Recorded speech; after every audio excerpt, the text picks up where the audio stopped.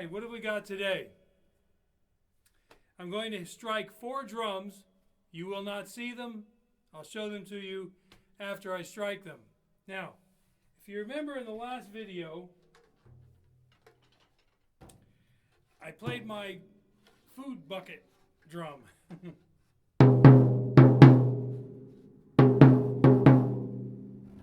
And somebody mentioned in the comments that they like the sound of the drum better with the heads tighter. He doesn't much like that boom. He doesn't like that. All heads will do that. Boom. Because as the vibration slows down, the pitch goes down. So a head cannot possibly vibrate at the same rate of speed through the entire lifespan of the strike. All right, so but he likes it tuned up. Now, remember it's 11 and 10. There's a couple single ply heads, free floating type of idea, nothing on the shell. And you remember what I said about the edges of the drum, especially the top. It was made to snap a lid in place. I took all that off. I put it on a router table, put it up against a bit, and I took it all off so that the head would seat better than it did last time, and the drum has a more consistent tone. It's a drum. Why? Because if it's a plastic bucket? No, because it has a couple of heads on it. A couple of membranes on a cylinder, okay? Now I'm going to hit 4 drums this time. They're all very different, okay? I'll leave these on. And they're all very different. And I'll explain each one of them after I strike them all. First drum. Just listen to the sound of each one. See what you think.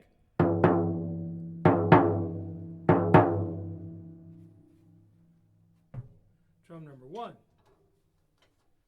Drum number 2.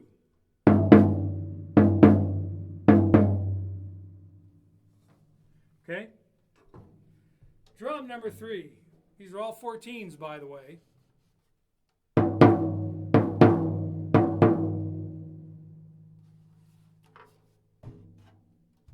Drum number 4.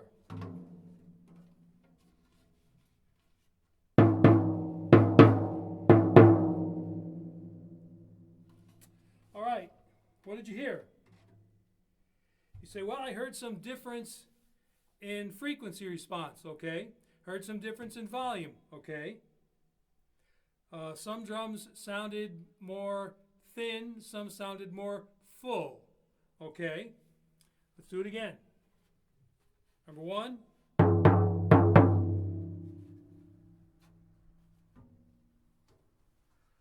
Number 2. Same relative pitch, not perfect. Number 3.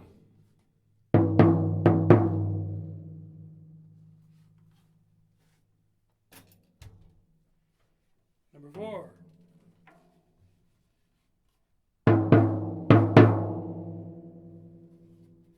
Now, again, there's no such thing as a bad sounding drum because nobody has the parameters that everybody would agree on what a good sounding drum is.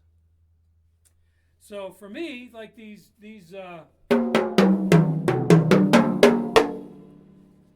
my stacked plywood drums, to me, have a good sound. I have a lot of fun playing them. Even the new tube drums.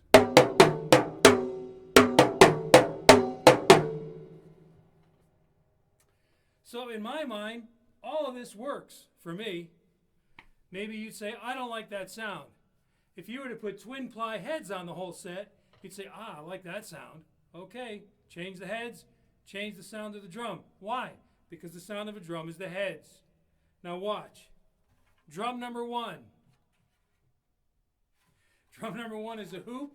It's not even 7 lugs. It's a 6-lug, 14-inch hoop. And it's just on a little 1.5 inch, just 2 layers of plywood actually I stacked up. And it's about 1/4 inch thin, put a bearing edge on it, attached it. It's not even attached, it's just sitting on the hoop, and then the rod's going through some 1224 nuts, tensions the head. Does it sound thin? It should. It's just the head. But compared to the other four, how much actual difference was there? Well, volume difference for sure. It's a head, and the sound is out and gone, done. If I hold the hoop, I constrict the vibration.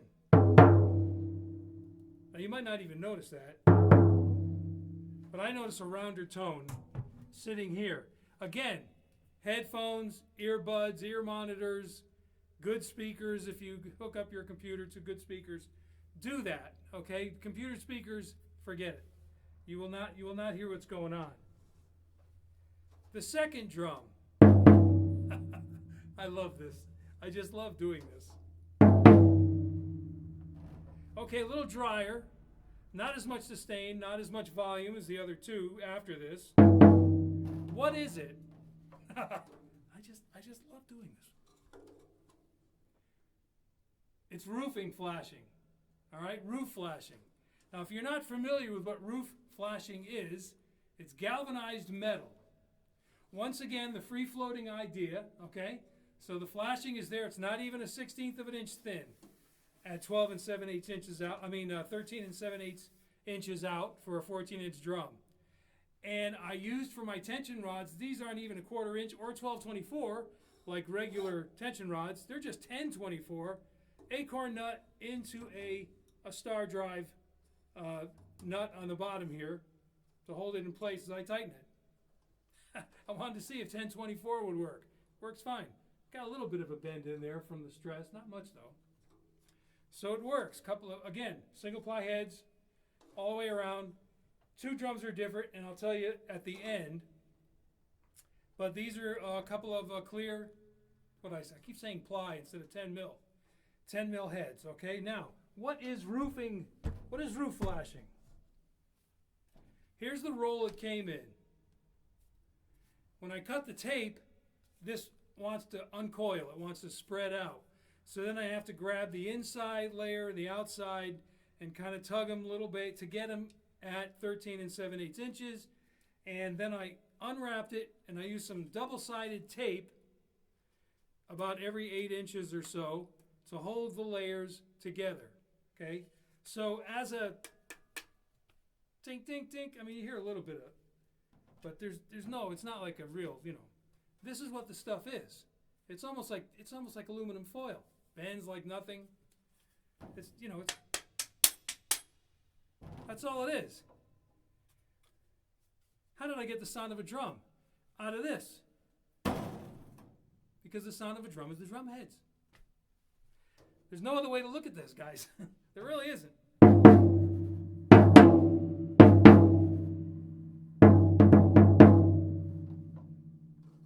You're getting a little As a matter of fact, I don't know if I mentioned it, the sound of the plastic drum, after I mess with the bearing edge,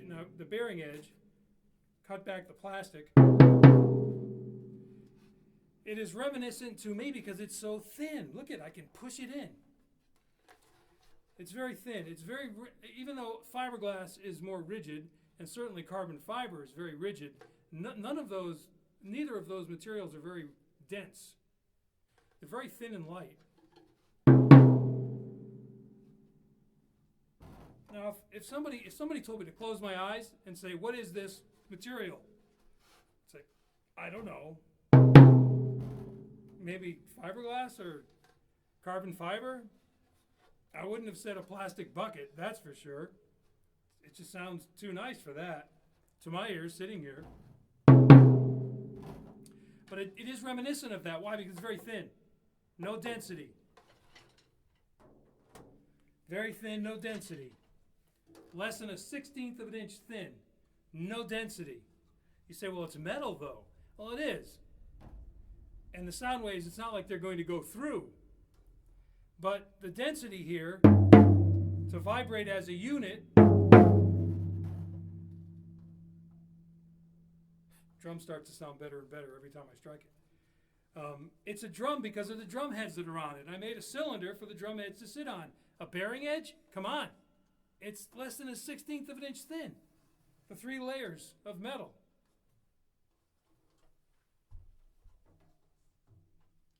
Third drum.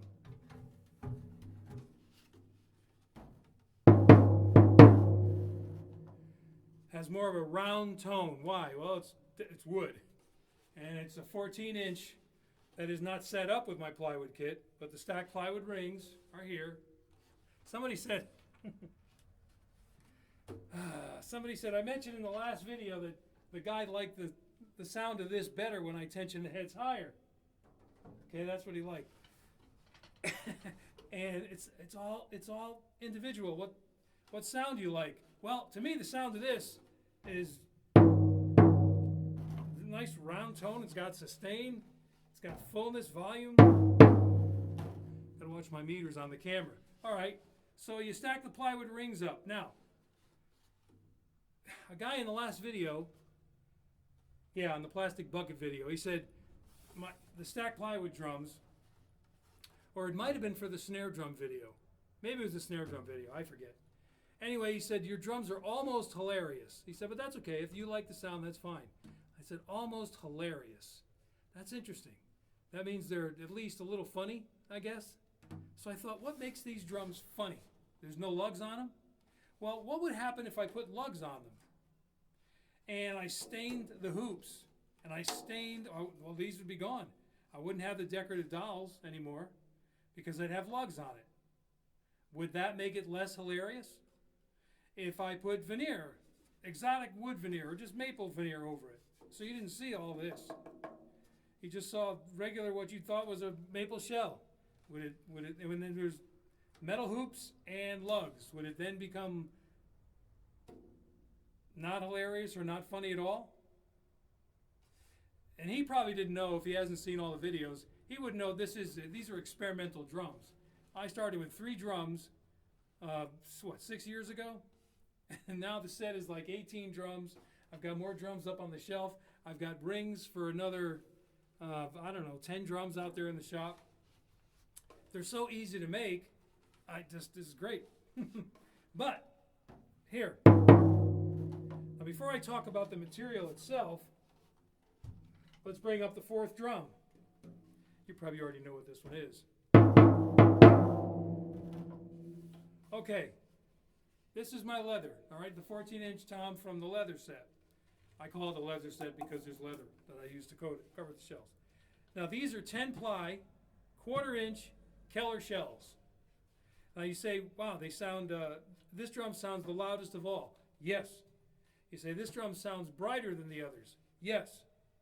You say, this drum sounds maybe a little more musical. Well, that depends on your taste in music, right? Why would this drum sound different than the others? Density, shell density, as well as the wood hoops, I believe.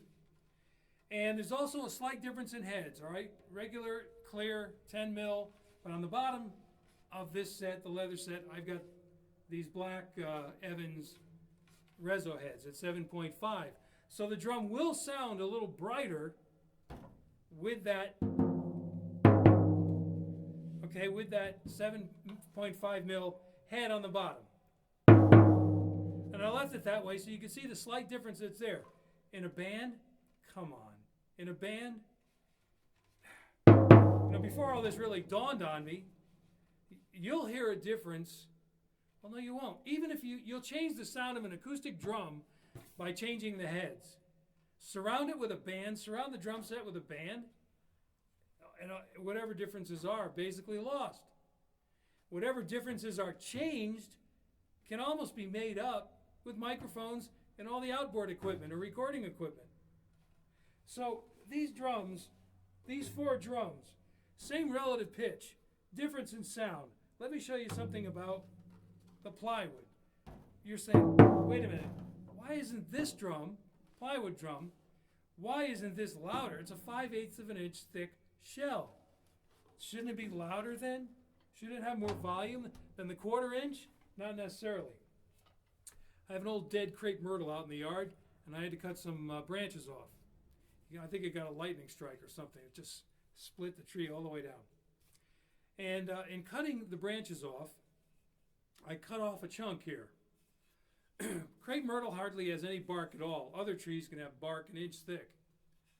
But the crepe myrtle doesn't have any bark. Now, or it's got like paper. Just it comes off every season, paper, as the tree grows. If I were to put water on this, on the outside, basically it would run off. But the cellular structure of the tree, the rings growing, if I put water on the inside of that tree, it's going to soak up just like that. Even a real hardwood like this, it'll just soak up. If I keep putting water there, it'll start coming through the other side. Now, crepe myrtle is a hardwood. It's dense. I've never seen anybody make drums out of it, and I'm not going to make drums out of it. But when you have a nice round, smooth log, they take a knife and the log is rotated, and a very thin, what they call flitch, a veneer flitch, is sliced off.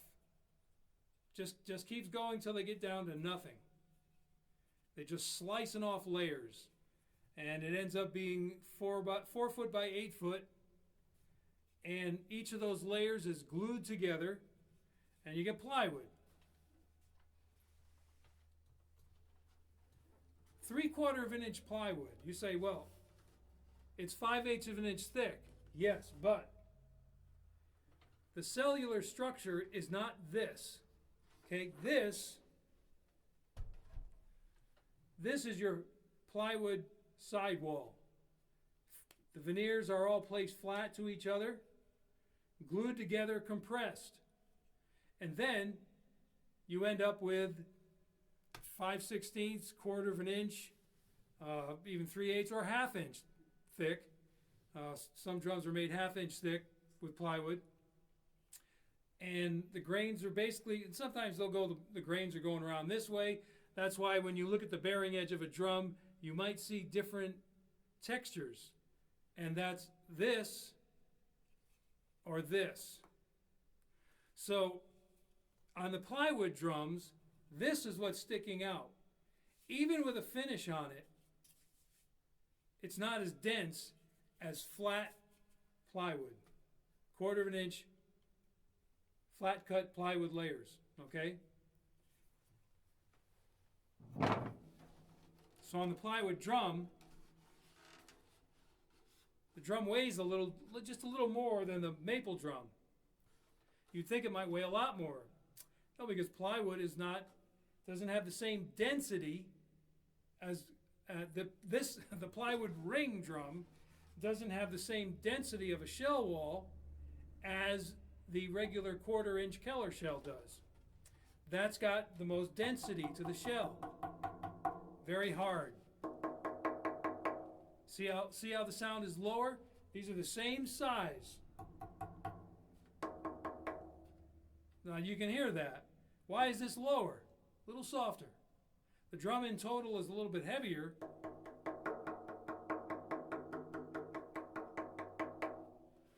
Okay, so as I go up and down, even you can hear.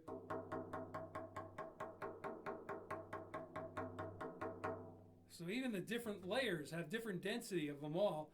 And of course, as you get closer to the head you get, the pitch will go up a little bit because that's where all the compression really is on the drum head, right? So on these drums, I don't know, they're not hilarious, they're not funny to me, they're pretty cool. And, you know, I could do a lot more fancy things with it as a woodworker, but they're just an experiment. I didn't really care. So these 4 drums that you are seeing, okay, any of these drums, I really should put together a drum set of non-drums and play it without anybody being able to see it. Say, well, what do you think? Okay, so a little bit, not as much sustain, because the shell density is not there, and it's not a musical shell either. It has no musical qualities to it. It's galvanized metal, very thin. When you strike it, it doesn't really have a tone. What is this that you would hear? Now the shell would have some kind of a pitch. It's metal, it's got a pitch. But what you're hearing is the heads reverberating. Watch. I'll put my knees on the... There's your shell. So what you're hearing there, that's all the heads. Sound wave goes through the metal, starts moving around between the heads. The sound of a drum is the heads. There's really no other way to do this. The sound of a drum is the heads. I can make a whole drum set, just like anything else I make drums out of, especially with flashing, because I can change the dimension of the drum, the diameter, by allowing more of the metal out. If this is a 10-foot roll, and I ended up, when I went out 13 7/8, I ended up with something less than a 16th. Okay, well, if I got a 50-foot roll and let it expand, now it's going to be thicker. It's going to be thicker than less than a 16th. Could be an 1/8 of an inch. Increases the density. Maybe the volume goes up. Okay, if I got a 100-foot roll, that would weigh a ton. Wow. If I got a 100-foot roll of this flashing. But my point is, I could make an entire drum set. Bass drum, toms, snare drum. I could make an entire drum set out of this. The drums might not have quite as much volume. They might be a little softer sounding because it's not that same kind of material. But put a microphone on this, run it through the cable, run it into the electronics, and you can do whatever you want with this. There's nothing you can't do with this. When I played when I recorded the Legend album From the Fjords in 1978, and I had my big set there, and if you've been to my website, you've seen some pictures I had from back in the day.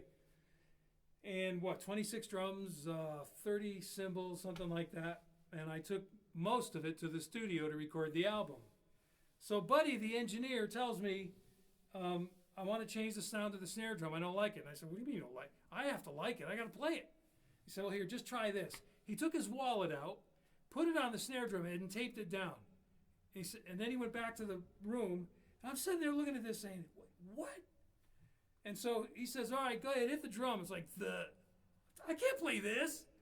What are you talking about? There's no rebound. This is like playing a pillow. Come on. You might as well set up a cardboard box here. So he starts messing around with parameters that he had in 1978 with EQ and reverb and all that stuff, So he's changing different types of filters that he had back, way before digital. And he's changing things. And he says, okay, come on in here. So he goes in there, and I'm listening to the studio monitors. And he says, okay, what do you think? I said, okay. All right. It's not easy to play, but that's cool. I'll take it. Then he says, okay, I want you to take the front heads off the bass drums. What? Yeah, no, that's not happening. I'm sorry. That is not happening. I played bass drums with 2 heads on them and nothing on the inside. I had a 14 by 26 and a little auxiliary 14 by 20 off to my left by the hi-hat, right? When you listen to the album and you hear the double bass, you don't really hear because they're low frequencies. They don't have the same articulation of sound.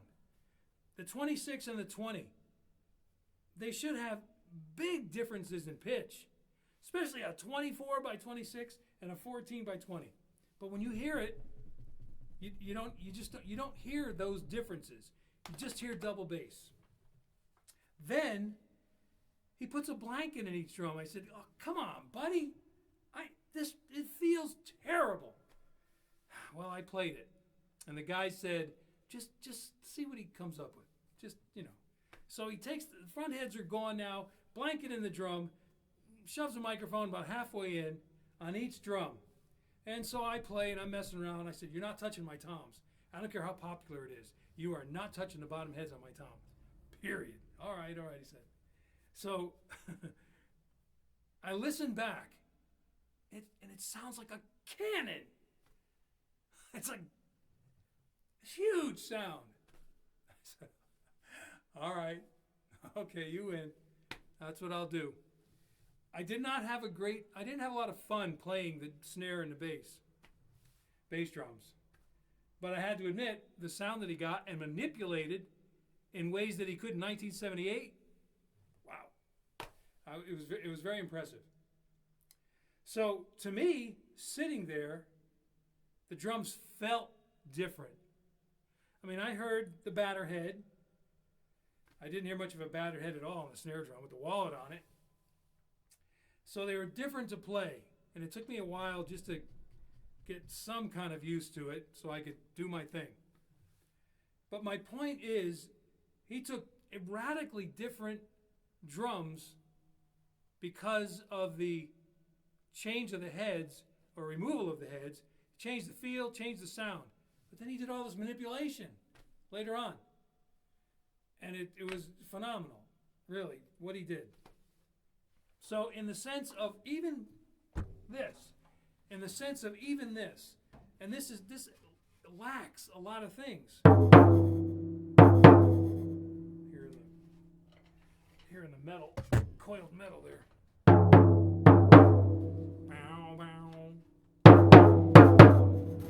Told you I'd also mention something else. Of course, there's only six ears on the hoop, but this is also an Evans G12. This is a 12 mil, okay?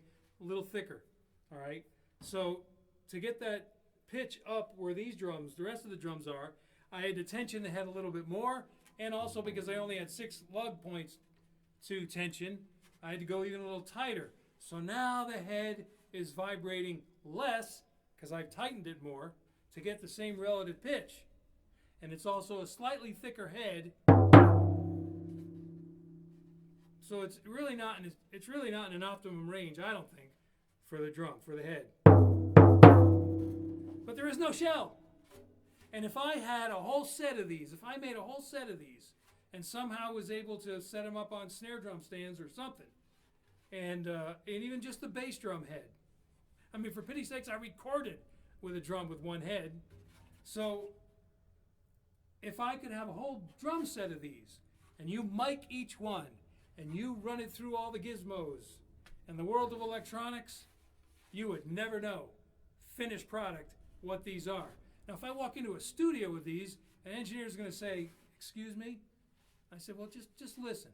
He's just say, "Well, to be honest with you, I know what I can do, and I know I can get good sound ultimately. I don't want to fuss that much. Time is money. So bring in the good stuff." Okay? That's what they're going to say. But remember the quote from Carl Palmer that I mentioned a few videos ago. And Palmer said, "I can take the cheapest drum set, good mics, good heads, and I can manipulate that sound so it'll sound like my Gladstones." And he's right. He's right. Now, I want you to think about something. I don't want to go too long. Not as much volume, softer sound. The density is different. What if you're in a jazz combo and you don't mic the drums? Play small clubs, or you're in a club band, you play top 40.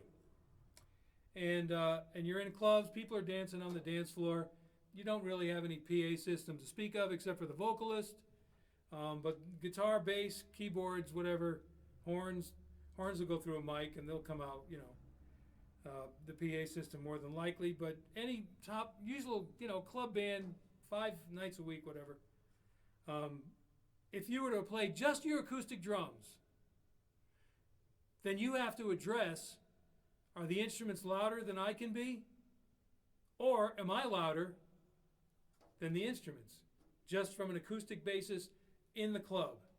Okay? So maybe you want, just listening acoustically, maybe you want a drum that doesn't have as much volume as a thicker, more dense shell will create. You can change the heads. You can put like the simulated calf heads on a drum. That mellows them out, takes away some volume, makes it a little softer. But wait, Ray, are you telling me that I could go out and be a professional or a semi-professional and play gigs with Luan drums? Mm-hmm. Yeah, you could use basswood. You could use whatever you wanted. Softest wood's available. As long as those heads seat correctly and the heads can sing, you're going to get the sound of a drum. Maybe the sustain won't be as long because the shell is softer, so everything dissipates. And by the way, A drum shell, for the most part, again, nuances, subtleties in the sound. Sustain does not come from drum shells. Sustain comes from the vibration of the heads. If you go really tight on the head, you get this. If you go really loose, you get that. You get that head in the optimum place, sit it on a bearing edge so it can vibrate as long as possible. That's where your sustain comes. It comes from the head vibrating. Okay? Okay, you get...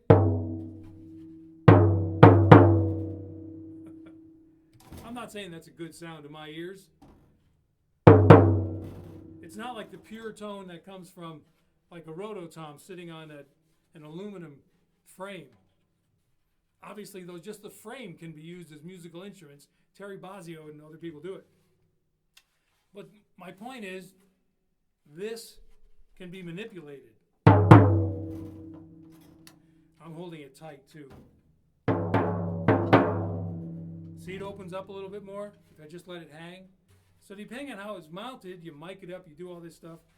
But the head, watch, if I just touch the head, put a little pressure on the head, nothing. I'll do it with the maple drum. Here's the maple drum. Thumb. Now the bottom head's going. I can't touch both heads at the same time. I can touch the bottom one. See? There's no sustain. It doesn't matter that it's maple. It doesn't matter that it has a bearing edge, so the heads can seat perfectly on it. If the head doesn't vibrate, there is no sustain. The sound of a drum is the drum heads. It's not the shell. The shell adds nuances and subtleties in the way that the sound waves are accentuated. Or maybe there are things detracting from the sound waves because of the density of the shell. That's the whole gig. How dense is the shell? Well, here's what I can tell you. The difference in density between maple and birch is like nothing. They're almost the exact same density. Look them up on the Janka scale. Now, the Janka scale, a German guy named Janka, he came out with this idea of dropping a steel ball. I've talked about this before. You drop a steel ball on a board. How big is the dent? The depth of the dent puts you somewhere on the scale, the Janka scale, okay? Well, birch, and there's different types of birch, but the basic birch that's used for shells and sugar maple, hard rock maple that's used for shells, they're too close on the Janka scale to come up with any real differences in pitch. It's not going to happen. And you can go up the scale. I'm going to make some drums out of Padauk. I got a Padauk board at the hardware store and a Purple Heart. I made a Purple Heart snare many years ago. I'm going to make another one, but I'm going to do it a little bit differently, and then I'm going to show you those snare drums and see. Anyway, I'll do that later. But the Purple Heart, what would birch, maple around 14 to 1500. Purple Heart's like about 1800. You can go all the way up to Ipe. I forget what Ipe is, but that's hard. Ipe, what do they call it? Anyway, Ipe is Blackwood. Right on the tip of my tongue, I can't think of it. But Ipe is way up there, and then when you get way up to the top, I forget it's a Latin name for it. This stuff will destroy your tools. These are Australian trees that are there. And the density increases. A lot of people talk about the beautiful tone of Brady drums when Brady was making drums. Well, those Australian woods, man, they're hard. And the density, very dense wood. Heavy stuff. Real heavy. And the density will increase your volume. And it may act almost like what a microphone might do with the sound waves coming off the heads. But again, every microphone is engineered, it's designed to enhance or remove certain frequencies thrown off by the human voice or drums or whatever, guitar, acoustic guitar, cabinets, whatever's producing sound, okay? Mics do not produce sound. They handle sound. They direct sound. A drum shell does not create sound. A drum shell handles sound. Okay? Sound of a drum is the heads. So I think that's pretty good for this one. I believe I've made the point again. Everybody makes great drums in all monetary levels because the competition is so fierce. They have to. They've got to make good drums. So the competition has created, and the technology of the machinery that goes into making shells, drilling shells and all that stuff, it's amazing. It really is. So drums can be made, finishes, everything. There's a difference. Again, if you're seeing this for the first time, the difference between a top-of-the-line drum and a bottom-line drum. Well, your finishes, obviously. Some inexpensive wrap, just to put something on it. They're not going to, even if it had a nice grain pattern, they're not going to put multiple coats of finish, sand. They're not going to do that. They just want to get the drums out the door. Bearing edge, done, out the door. Finishes, hardware, it's meant to be in your basement or in your bedroom. It's not meant to be toured with. It's not meant for doing gigs with every weekend. Set up, take down, set up, take down, set it up again at your home, take it down, set it up at the club, take it down, and sooner or later wing nuts and all kinds of stuff is not going to handle that kind of constant use. So your hardware is going to be different. The way the drums are mounted will not be optimum for full range of instrument vibration. They're going to constrict it with hardware on the toms or the floor tom legs, basically being captured by whatever floor it sits on. Okay, vibration is taken away. The legs are attached to the shell, the legs go down, touch the floor absorbs all kinds of stuff that drum is throwing off at the heads. So a drum is meant to vibrate as a unit. But the difference between top-of-the-line maple shells and the export line all maple shells is like, it's maple. It's a glued maple shell. How many different ways can you glue plywood layers together to make a drum shell? 1/4 of an inch thick, 3/8 of an inch thick, whatever they, it's just not. I don't care how much heat you use to compress and the glue that you use and all the rest of this stuff. Proprietary, our drums sound better because. No, they don't, because. The physics don't allow for it. Everybody makes great drums as drums are. But the difference between all the level lines, if you just take a drum and hold it up, you get the sound of a drum. And there are nuances and subtleties because of bearing edges and because of density of shells and stuff. But when you sit down in a band, think it through, man. Think it through.